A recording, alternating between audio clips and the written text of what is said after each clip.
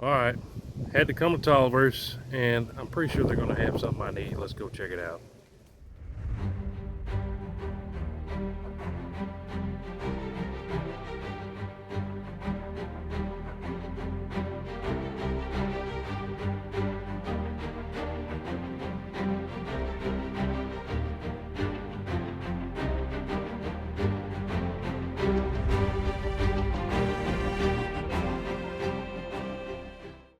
And yep, as always, uh, went into Tolliver's. I had something else I had to pick up, so of course, while I'm there, uh, had to see what people been trading in and whatnot. And guess what? Yeah, I found something. I found something that actually you guys have been asking me to test out for quite a while, and I've never picked one up. But somebody traded one in used, so I said, hey, I'm gonna get that. So let me get back to the house and I'll show y'all what it is. All right, so back at the house, and like I said, well, first off, big shout out to my buddies there at Tolliver's, John and Mason, always super knowledgeable. They know more stuff about the Bing Bangs than I do. I went in there actually to get some rails and some parts for some other projects, and I told my wife, I said, while I'm at it, you never know, there might be a Bing Bang in there that I need. But I actually got a rail for my Model 70. You guys that watch the show, that super fancy one, super grade Model 70, it ain't doing me no good in the safe. So guess what? I got a rail for it. I'm going to put a Mondo scope on it, and we're going to take it to the range soon. So stay tuned for that. Also, I had them order me a rail for this, what I'm fixing to show you. They just didn't happen to have one in the shop. They have lots of parts in there, rails and whatnot, if you need them. But for this one, they didn't have a rail in. Then I also took my 300 rum. I haven't had the 300 rum on the show in a long time because there's something funky with the rail, and I also want to get it threaded. They also ordered me a rail for my 300 rum. It's kind of weird because it's a model Savage Model 111 with a flat rear and a curved front. It's kind of an oddball rail. So I got a rail for that on the way too. So shout out to my buddies Mason and John down there at Tolliver's. But guess what? I did find something in there. Every time I go in there, which is normally once or twice a week these days, I say, hey, what's new? What's funky that people traded in? And also I look around at everything. This I found on the shelf, and I said, oh, snap, that's new. Somebody traded this in. This is one right here that several people have asked just recently, actually, to see videos on. So it kind of, we got to get it. But it's a Browning. And at least once a week, sometimes more than once a week, people will send me a message, Instagram, Facebook, comment on YouTube, and say, hey, how come you never have a Browning? My answer always is, Browning's too expensive. If you want to see reviews on expensive things, this is not the show. Every once in a while, I might find a deal on something or feel a little crazy and splurge too much.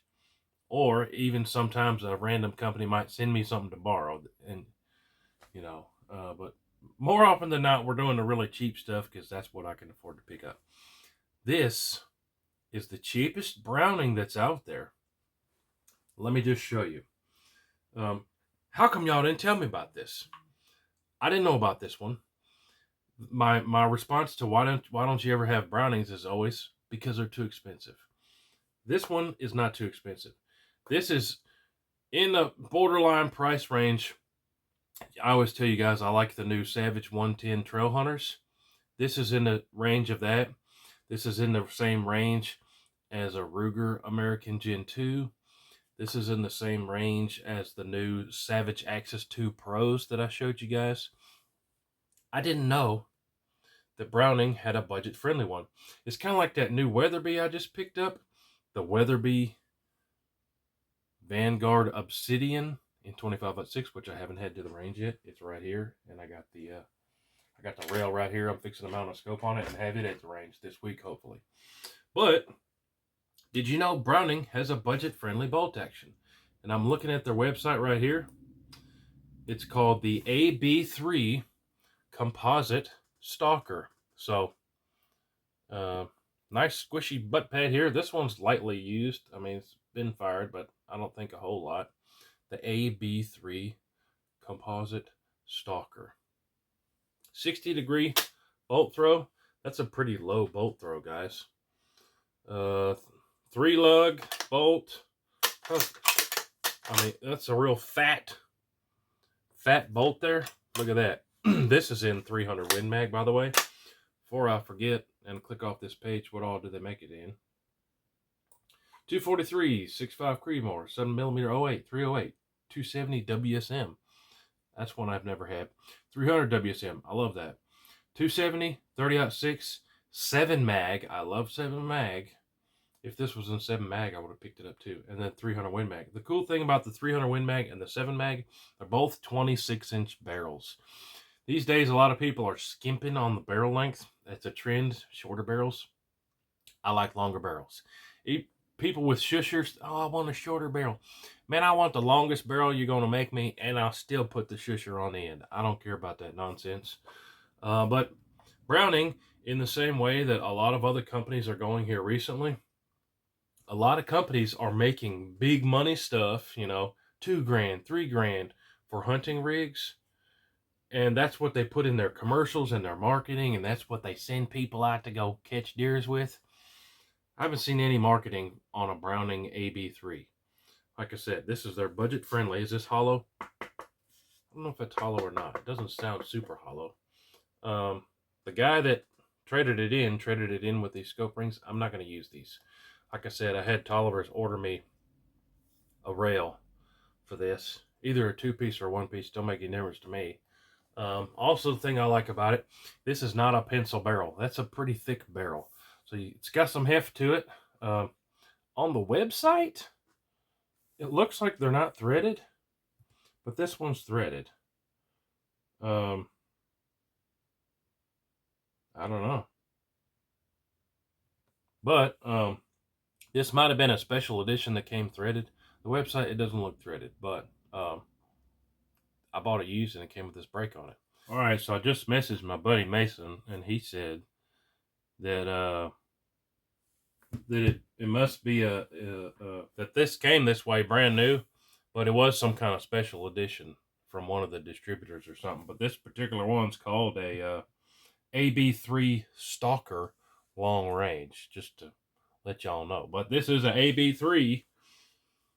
This one was probably slightly more moolahs because it had the threaded barrel on it. But this is Browning's budget-friendly one, the AB3 composite. Let me know what you think about these. The Browning AB3.